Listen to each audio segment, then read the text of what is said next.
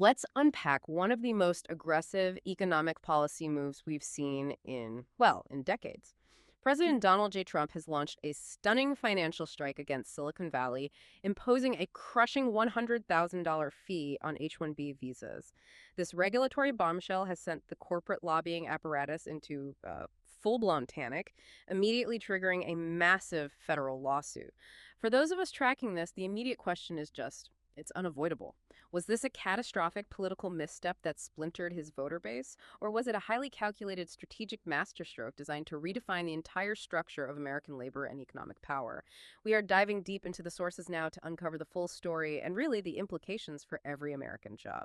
Stay with us as we break this down in our in-depth discussion right here on the Deep Dive. And if you find our reporting valuable, please hit the like button and subscribe to support our channel. We truly appreciate it. The sheer velocity of this crisis, which spans policy, politics, finance, even the judiciary, is truly extraordinary. Before we even get to the legal war that big tech has launched, we have to start with the public trigger. The comment that initially caused the political earthquake inside the president's own movement. That's absolutely right. The political fuse was lit, and somewhat deceptively earlier this week, the president made a public mention, a seemingly casual reference, really, to potentially expanding some skilled immigration options. If you listen to that soundbite in isolation, it sounds like, standard pro-business talk. But what followed was an immediate internal detonation within the America First movement, a shockwave that conservative media, activists, and even his most loyal supporters genuinely didn't see coming. And the reaction wasn't just surprise, it was instantaneous and visceral. We are talking about social media just imploding within minutes, comment sections across conservative news outlets, activist spaces, they just erupted.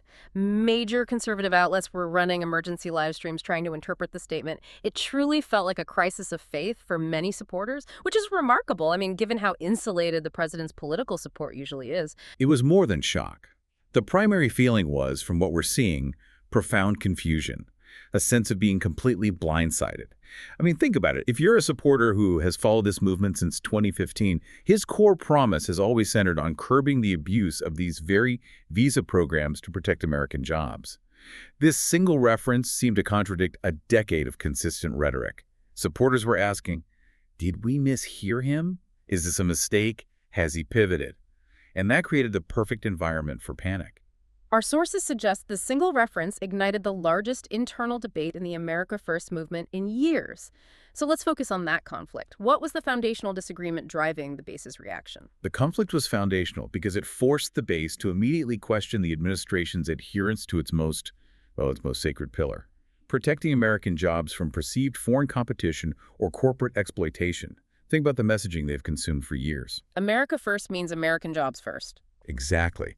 And suddenly, there was a perceived threat to that principle coming directly from the top. Within hours, we saw hashtags like #NoMoreH1Bs and #ProtectAmericanWorkers just surging online. So the movement wasn't just debating the merits of a potential policy. They were debating loyalty, influence, whether the president was being steered off course by outside interests. That's it. The debate quickly polarized. You had influencers split right down the middle. Circles that are normally completely united found themselves locked in these really heated arguments. The accusations, as documented, flew in two primary directions. The first camp argued that donors and lobbyists are pushing Trump away from the core agenda, suggesting he was succumbing to corporate pressure. And the other camp? The other camp, sort of the more strategic thinkers, insisted it's a trap. They argued it had to be a strategic move that the mainstream media and maybe even the base hadn't yet fully grasped. And that second camp, the ones who suspected a trap, they clearly had a better read on the situation. But the initial emotional fallout was still very real. I mean, the reporting used this incredibly charged language, words like rift, civil war, and MAGA meltdown, to describe the fracturing of that community. That amplification was essential. It served the administration's strategic goals, whether that was intentional or not. It cemented the public perception that a major political crisis was underway. The idea that the president might be deviating created this profound sense of political betrayal, and this widespread public fury, this very real documented chaos, is what, according to insider analysis, became the strategic tool used against the corporate interests. The perception of division set the stage. And this brings us to the moment where the entire narrative pivots. While the base was reeling, while commentators were debating loyalty, something far more consequential, far more financially devastating, had already happened behind closed doors. This is where the political earthquake transitions into true financial warfare.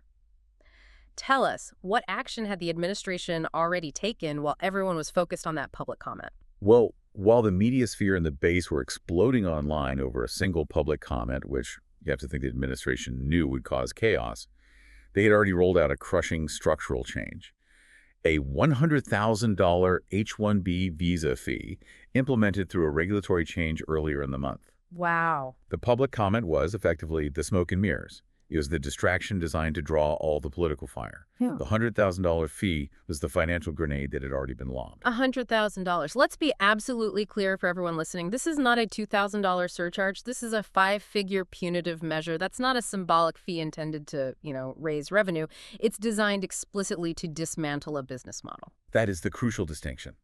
The sources accurately describe this as financial warfare. It is an economic strike designed with surgical precision against Silicon Valley's decades-long dependency on what the administration and its allies consistently describe as cheap, visa-locked labor.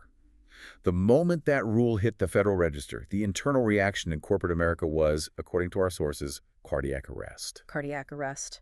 That implies immediate, potentially fatal shock. So describe the scope of that panic among big tech and multinational CEOs. What were the specific consequences they were warning about internally? The reaction was visceral, especially among the large IT consulting and outsourcing firms that rely almost exclusively on this pipeline. Big tech executives scrambled emergency calls. They were abandoning prior commitments to address this threat. Multinational CEOs were in full panic mode. Hiring managers, financial controllers, they were warning of catastrophic consequences. And they had every reason to. Because it hits them right where it hurts.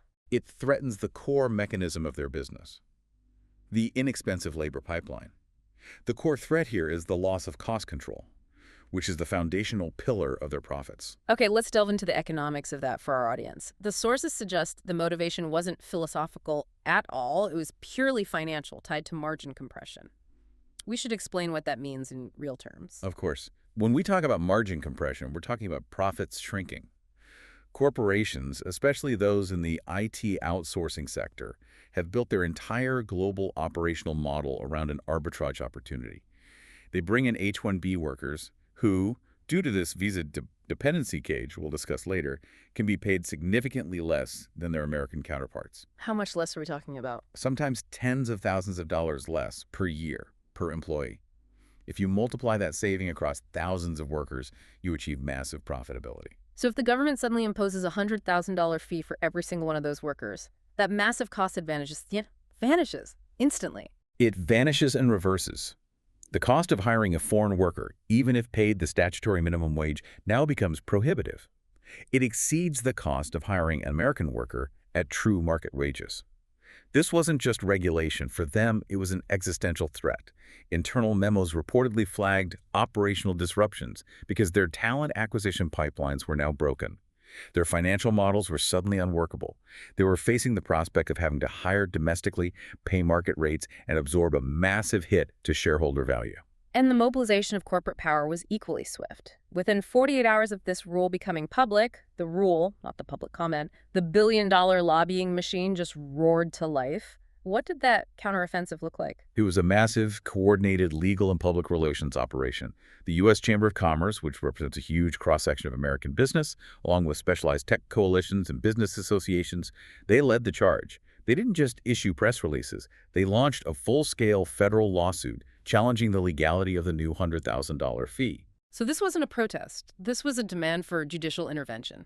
Immediately, to protect their bottom lines right now. And what were the specific legal claims underpinning this lawsuit? Were they challenging the president's right to implement the fee, or was it the fee amount itself? The legal claims centered on what they called executive overreach. Corporate lawyers argued that the administration was effectively writing new law, setting a tax or a fine that went far beyond the scope of its delegated authority under existing immigration acts.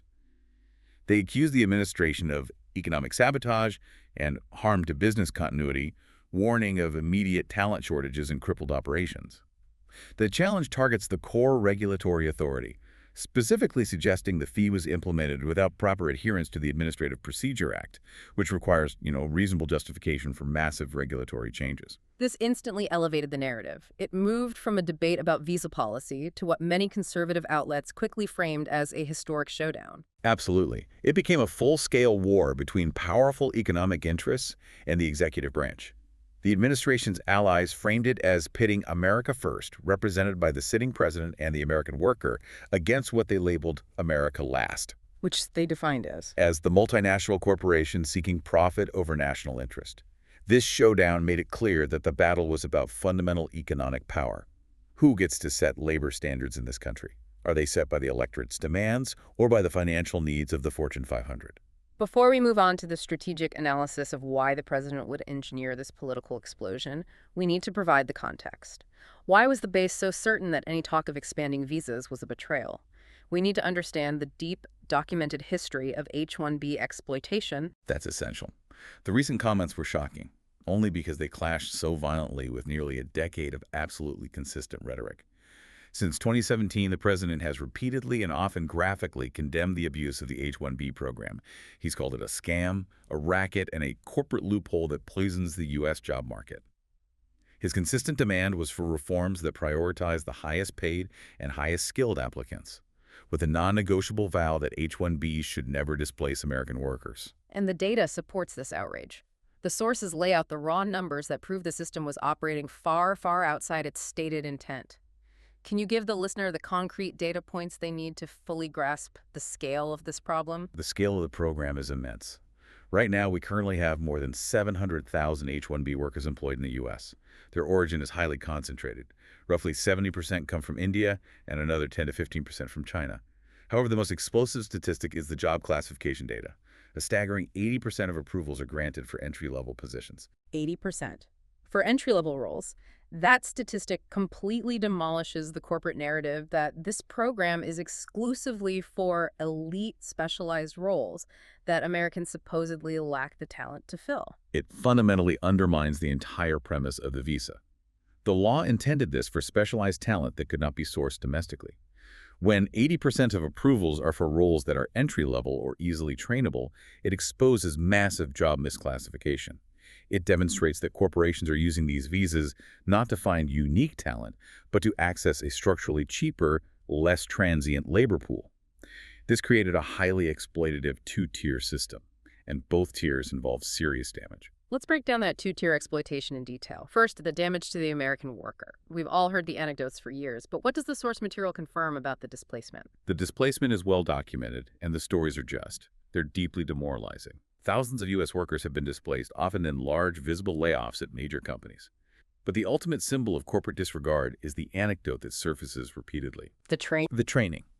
Veteran American employees, sometimes with decades of loyalty and deep institutional knowledge, were reportedly forced to train their foreign replacements before their germination date. This served a dual purpose, ensuring the operational transfer of knowledge and, frankly, humiliating the domestic worker. And the executives who oversaw these cost-slashing operations often took massive profits and bonuses, directly incentivizing the continued abuse of these immigration loopholes. That is just. It's corporate behavior designed to maximize shareholder returns at the expense of loyal domestic employees. Now, what about the second tier? The exploitation of the foreign H-1B workers themselves. You called it a visa dependency cage. How does this system restrict their freedom? The term visa dependency cage is powerful because it perfectly describes the legal constraints placed on these workers. Their ability to remain in the U.S. is tied directly to their sponsoring employer. If they are fired or if they quit, they have a severely limited window, sometimes just 60 days, to find a new sponsor or leave the country. Which eliminates their ability to negotiate. Completely. They can't negotiate for market wages or better working conditions. They can't risk losing their status, especially if they're years into the often decades-long green card backlog. So their employer holds all the power. All of it. This dynamic ensures a compliant, less expensive, and highly restricted workforce. It's exploitation layered on exploitation. The system displaces Americans while simultaneously trapping the very foreign workers it claims to be helping. And this abuse isn't just hypothetical. The federal government has documented extensive corporate misconduct through investigations. Give us the numbers on that. The scale of official investigations shows just how systemic the problem is. Over the last decade, the Department of Labor has launched more than 175 federal investigations into companies accused of this precise type of misconduct. The accusations include systematically underpaying foreign workers, intentionally misclassifying job roles to skirt visa requirements, and the explicit replacement of American employees. These investigations often result in massive back wage payments and fines, confirming that the profits reaped by executives who slashed labor costs this way were the core incentive driving the entire abusive system. So when we put all this context together, the decade of consistent anti-abuse rhetoric, the 80% entry-level approval rate, the documented displacement, it's crystal clear why the president's base reacted with such fury to any perceived softening of his stance. They were responding to an immediate threat to the foundational promise of his political movement. That's precisely why the confusion was so profound. The anger was authentic. They felt they were watching their protector suddenly turn into a collaborator with the very corporate interests he had vowed to fight. And that leads us directly to the strategic analysis. The idea that this was not accidental chaos. But highly calculated political maneuvering. This is where we shift to the 5D chess theory. Our source material suggests this public mention was not a mistake, but rather a strategic trap, a form of political jujitsu. Let's explore this. What is the mechanism of this strategy, according to insiders? Insiders and close political observers suggest this is a tactic the president has employed before. The mechanism relies on using the political friction caused by corporate demands. Step 1. He floats an idea that he knows powerful donor and lobbying groups desperately want, in this case, visa expansion. Step 2. He waits for his massive base, the America First movement, to erupt in predictable fury against the proposal. Okay, but here's where we need to introduce some critical thinking. Isn't deliberately antagonizing your most loyal supporters incredibly risky? Wouldn't the potential loss of trust outweigh any tactical leverage you might gain with donors? That's the conventional political science argument, which assumes a fragile voter base. But the key to this strategy is that the base's explosion of outrage serves a very specific utilitarian purpose. It becomes immediate, undeniable public leverage. The base's reaction provides unassailable proof that expanding H-1Bs is politically toxic and would cause insignificant electoral harm. So the very thing that looks like chaos and a mega civil war is, in fact, the ammunition. Precisely. It gives him the ammunition to reject corporate demands outright. He can credibly go back to donors, not with some ideological argument, but with a political reality argument. He can tell them, look at the reaction. My base will not accept this. I literally cannot deliver this policy without guaranteeing a political rebellion. It's political jujitsu. Exactly. He takes the force of the corporate demands and uses the base's resistance to turn it back on the lobbyists. The backlash becomes his shield and his strongest negotiating tool. This is a remarkable inversion of traditional political power. In this model, the Magi movement, far from being a liability, becomes the engine of his power, his barricade. Can you explain how the base functions as political leverage in practical terms? The louder the backlash, the stronger his negotiating position becomes. Lobbyists are relentless. They constantly push for their interests regardless of populist sentiment.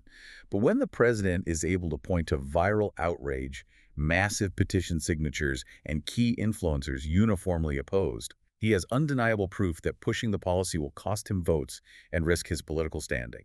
He can tell wealthy contributors, if I push this policy that undercuts American workers, I'm going to lose elections and then I can deliver nothing for you. And the sources suggest this inversion of power is precisely why the lobbyists are so livid. They're used to donor interests dictating policy, regardless of what the general voter base might want. That's the crux of the institutional frustration. Reports indicate that donor groups are privately accusing the president of governing by mob sentiment.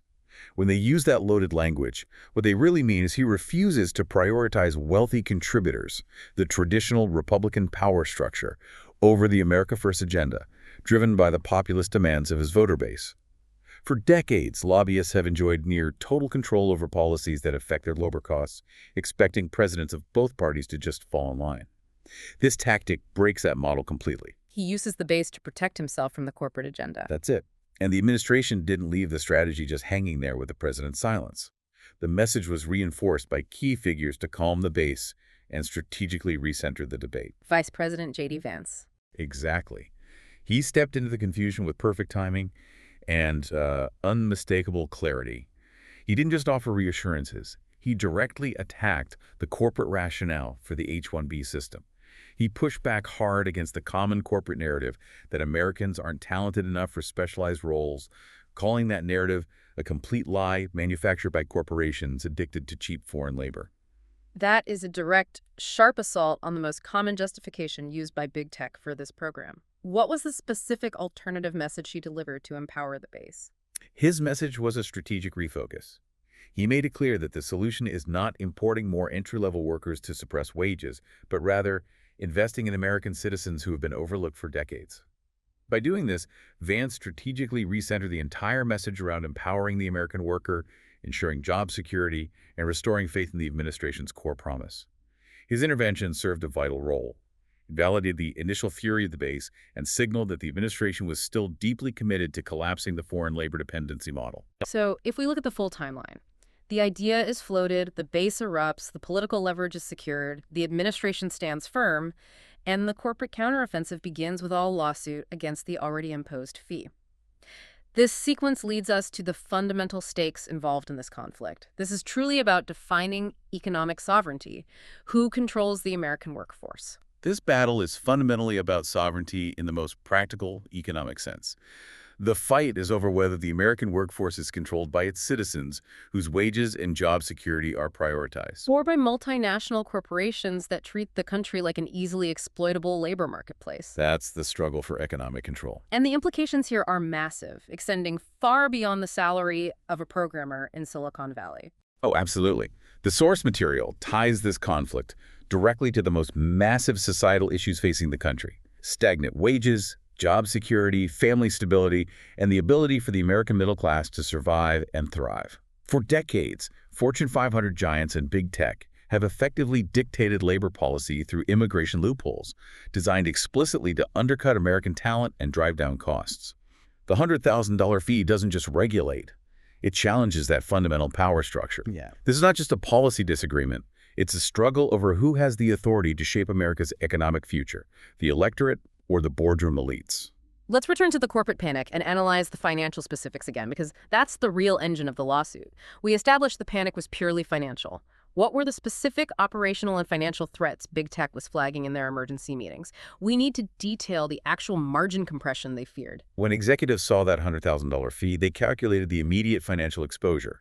Consider a large IT consulting firm, the so-called body shops, that employs, say, 10,000 H-1B workers. If the fee is implemented, that is an immediate, mandated $1 billion increase in operating expenses that must be absorbed.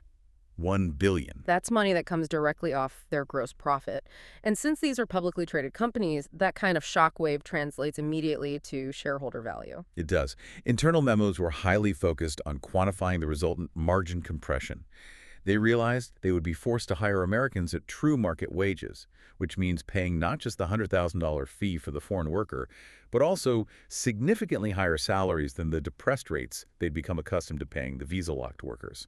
For firms whose margins were already thin, sometimes relying on just 5% to 10% cost arbitrage on labor, this fee wiped out their margin entirely and forced many operational contracts into the red.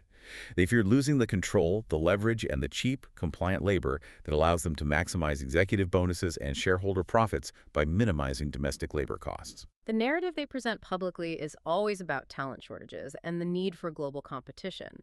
But the reality, according to these sources, is purely about maintaining artificially cheap labor pipelines. Precisely. H-1B workers, constrained by immigration rules, have been the backbone of corporate cost-cutting for years. The system worked perfectly for the corporations. They got compliant labor, lower turnover, and depressed wages. The $100,000 fee threatens to shatter that system overnight by making the compliant labor instantly unaffordable. The fear in Silicon Valley isn't losing talented people. It's losing the operational advantage of cheap, subservient labor. The lawsuit is a desperate attempt to protect the existing profitable model.